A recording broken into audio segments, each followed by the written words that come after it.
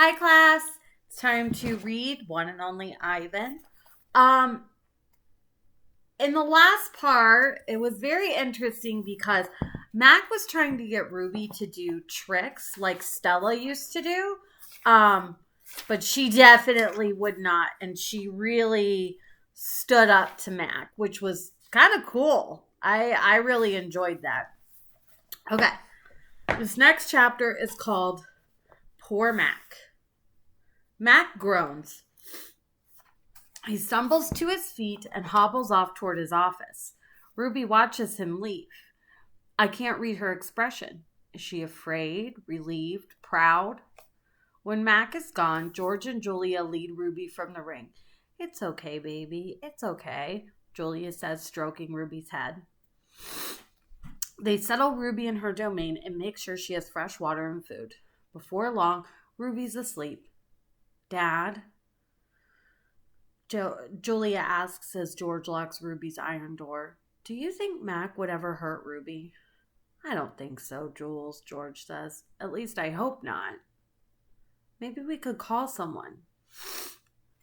George scratches his chin. I wish I could help Ruby, but I wouldn't know how. I mean, who would I call? The elephant cops? Besides, George looks down. I need this job, Jules. We need this job. Your mom, the doctor bills. He kisses the top of Julia's head. Back to work, you and me both. Julia sighs and reaches for her backpack. She removes a piece of paper, a bottle of water, and a small metal box. Homework first, George says. Then you can paint. It's for art class, Julia explains. We're doing watercolors, and I'm going to paint Ruby. George smiles. All right, then. Just don't forget your spelling. Dad? Julia asks again. Did you see Mac's face when Ruby hit him? George nods. Yes, he says solemnly, I did. He shakes his head. Poor Mac. He turns away, and only then do I hear him laughing. Colors. Julia opens up the metal box. I see a row of squares, green, blue, red, black, yellow, purple, orange. The colors seem to glow. She pulls out a brush with a thin tuft of tail at its end. She dips the brush in water and wets the paper, then taps the red square. When the brush meets the damp paper, pink petals of color unfurl like morning flowers. I can't take my eyes off that magical brush. For a moment, I'm not thinking about Ruby and Mac and the claw stick and Stella. Almost. Julia touches the red again, then blue. Then there suddenly is the purple of a ripe grape. She touches the blue, and her paper turns to summer sky, black and white, and now I see she is painting a picture of Ruby. I can make out her floppy ears, her thick legs. Julia stops painting. She takes a few steps back, hands on her hip, gazing at her work. She scowls. It's not right, she says. She glances over her shoulder at me. I try to look encouraging.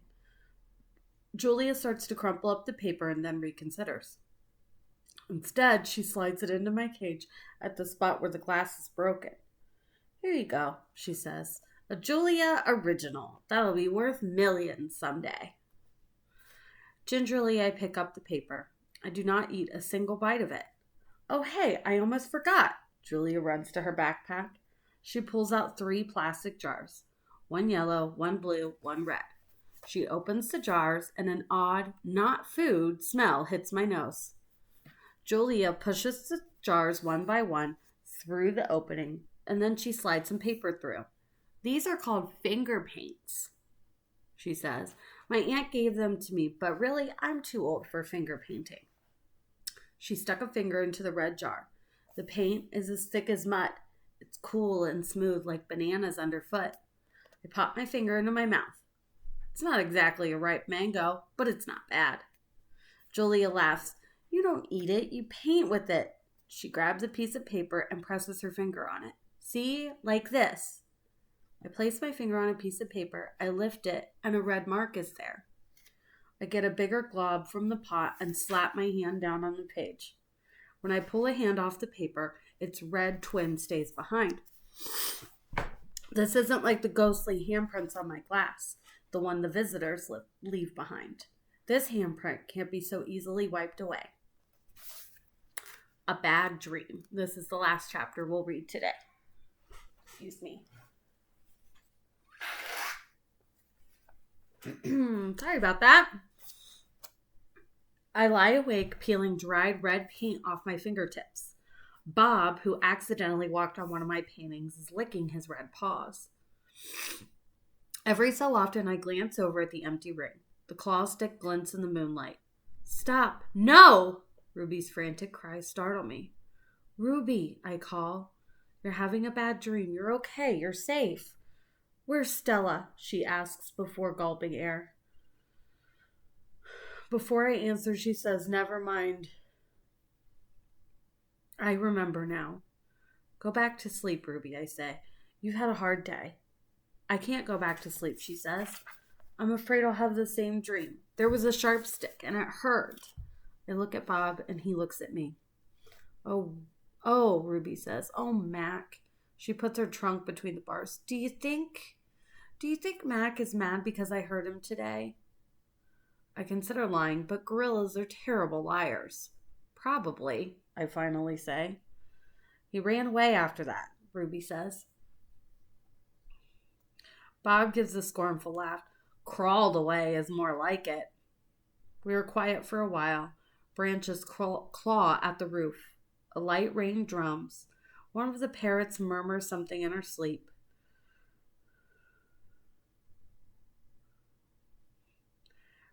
Ruby breaks the silence. Ivan, I smell something funny. I can't help it, Bob says. I believe she's referring to the finger paints Julia gave me, I say. What are finger paints? Ruby asks. You make pictures with them, I explain. Could you make a picture of me? Maybe someday. I remember Julia's picture, the one that will be worth millions of dollars.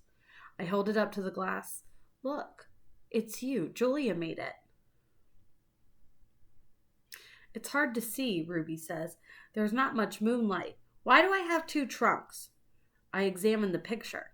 Those are feet. Why do I have 2 feet? It's called artistic license, Bob says. Ruby sighs.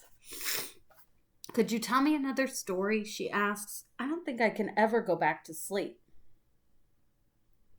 I told you all I remember, I say with a helpless shrug. Then tell me a new story, she says. Make something up. I tried to think, but my thoughts keep returning to Mac and his claw stick. Anything yet? Ruby asks. I'm working on it. Ivan, Ruby presses. Bob says you're going to save me. I search for the words. I'm working on that too.